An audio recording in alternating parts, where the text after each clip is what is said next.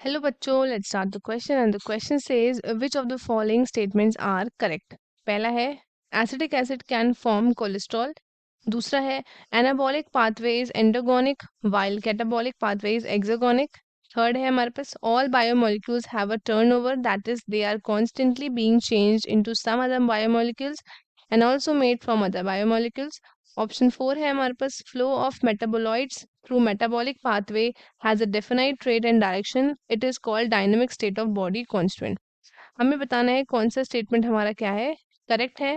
पहला है first and second, दूसरा है first third and fourth, C है हमारे पास थर्ड एंड फोर्थ, लास्ट है first second third and fourth. So let us start with our key concept. तो सबसे पहला हमारा की कंसेप्ट है acetic acid. Acetic acid anabolic pathway,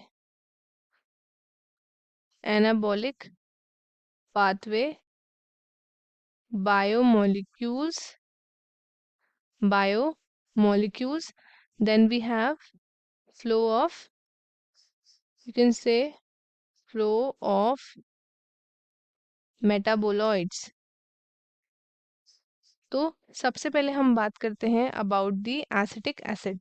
अब एसिटिक एसिड क्या लिखा है, acetic acid can form cholesterol. तो ये स्टेटमेंट हमारा क्या है, दिस स्टेटमेंट इज ट्रू, क्योंकि या तो आप इसको बोल लो एसिटिक एसिड और इसका दूसरा नाम है विनेगर. तो इसका जो स्टार्टिंग पॉइंट होता है कोलेस्ट्रॉल का, स्टार्टिंग पॉइंट ऑफ कोलेस्टेरॉल, वो क्या होता है, starting point of cholesterol is the synthesis of acetic acid, is the synthesis of acetic acid. तो ये स्टेटमेंट आपका क्या है, दिस स्टेटमेंट इज ट्रू. अब हम बात करते हैं about this second statement, that is anabolic pathway. तो एनाबॉलिक आपका क्या है, एनाबॉलिक वो है जिसमें एनर्जी क्या होती है, वो यूज होती है, एनर्जी यूज हो रही है यहाँ पे. एंड देन कैटाबॉलिक क्या है, कैटाबॉलिक इसमें क्या हो रहा है, इसमें आपकी एनर्जी रिलीज होती है. एनर्जी रिलीज जो हो रही है, it is use by the anabolic process. तो एनाबॉलिक को हम क्या बोलते हैं, it is known as endergonic. Catabolic को हम क्या बोलते हैं, that is known as exergonic, exergonic. तो ये वाला स्टेटमेंट भी आपका क्या है, this statement is also true. अब हम बात करते हैं about the statement number third, that is about biomolecules.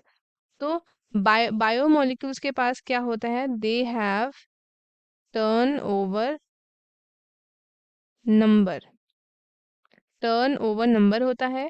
तो ये टर्न ओवर नंबर क्या होता है, ये होता है आपके number of substrate, number of substrate molecule जो एक्ट करते हैं by 1 micromole, 1 micromole of enzyme in 1 minute, in 1 minute. इसको हम बोलते हैं टर्नओवर नंबर. सो सबसे ज्यादा टर्नओवर नंबर एक एंजाइम है, दैट इज कार्बोनिक एनहाइड्रेज. इसका सबसे ज्यादा है, दैट इज 36 मिलियन. तो ये स्टेटमेंट भी क्या है, ये स्टेटमेंट भी ट्रू है, क्योंकि डिफरेंट डिफरेंट बायोमोलिक्यूल्स आपके डिफरेंट डिफरेंट मॉलिक्यूल्स का फॉर्मेशन करते हैं. एंड वो आपके क्या होते हैं, ये आपके किसी भी एंजाइमेटिक क्या कहते हैं प्रोसेसेस के लिए आपका टर्नओवर नंबर भी क्या होता है, एक इंपॉर्टेंट फैक्टर डिफाइन करते हैं. क्योंकि कार्बोनिक एनहाइड्रेज आपका फास्टेस्ट एंजाइम है, ये क्या है, ये आपका फास्टेस्ट एंजाइम है, इसी रीजन से क्योंकि इसका हाईएस्ट टर्नओवर नंबर है. तो ये स्टेटमेंट भी हमारा क्या है, दिस इज ऑल्सो राइट.